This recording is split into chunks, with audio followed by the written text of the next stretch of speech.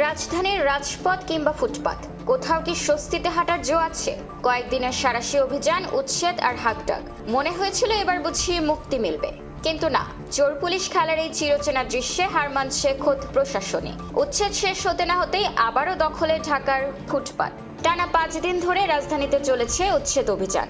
অভিযানের সময় ফুটপাত ফাঁকা হলেও ম্যাজিস্ট্রেট চলে যাওয়ার 1 ঘন্টাও পার হয় না, আবারও বসে পড়ে অস্থায়ী দোকান। হকারদের সাপ কথা, পরিস্থিতি স্বাভাবিক হলেই তারা পূর্ণ উদ্যমে ফিরবেন। তাদের ভয় নেই, আছে কেবল গা বাঁচিয়ে চলার কৌশল। কিন্তু এই দুঃসাহসের উৎস কোথায়? অনুসন্ধানে উঠে আসছে চাঞ্চল্যকর তথ্য। রাজধানীর 80% ফুটপাতই এখন দখলদারের কবলে, যার পেছনে রয়েছে শক্তিশালী রাজনৈতিক সিন্ডিকেট। আওয়ামী সরকারের আমলে এই চাঁদা দৈনিক তোলা হলেও এখন তা আদায় হচ্ছে মাসিক কিস্তিতে, প্রতি মাসে, যার পরিমাণ 100 কোটি টাকারও বেশি। মূলত রাজনৈতিক আশ্রয় আর প্রশাসনের একাংশের উদাসীনতাই এই সংকটের মূল কারণ। বিশেষজ্ঞরা বলছেন এটি কোনো কারিগরি সমস্যা নয়, বরং বিশুদ্ধ রাজনৈতিক সমস্যা। বুয়েটের তথ্য বলছে ফুটপাত দখলে থাকায় 38% মানুষ বাধ্য হয়ে মূল রাস্তা দিয়ে হাঁটছেন, যা শহরের 26% সড়ক দুর্ঘটনার প্রধান কারণ।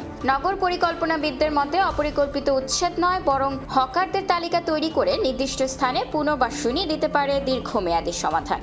প্রশাসন বলছে তদারকি চলছে, আর সিটি কর্পোরেশন আশ্বাস দিচ্ছে ঈদের পর বড় ধরনের ক্র্যাশ প্রোগ্রামের। কিন্তু সাধারণ মানুষের মনে প্রশ্ন, এই আশ্বাস কি কেবলই সান্ত্বনা? শ্যামলী বা রিং রোডের পথচারীদের ক্ষোভ চরমে। তাদের মতে অভিযানের ঘোষণা আগেভাগে দেয়ায় কোনো লাভ হচ্ছে না, বরং অভিযান শেষে পরিস্থিতি হচ্ছে আরো ভয়াবহ। ঢাকা কি তবে হকার সিন্ডিকেটের কাছে জিম্মি থেকে যাবে, নাকি রাজনৈতিক সদিচ্ছা আর পরিকল্পিত উদ্যোগে ফিরে আসবে পথচারীদের হাঁটার অধিকার? উত্তরের অপেক্ষায় কোটি নগরবাসী। খোলা কাগজ, ঢাকা।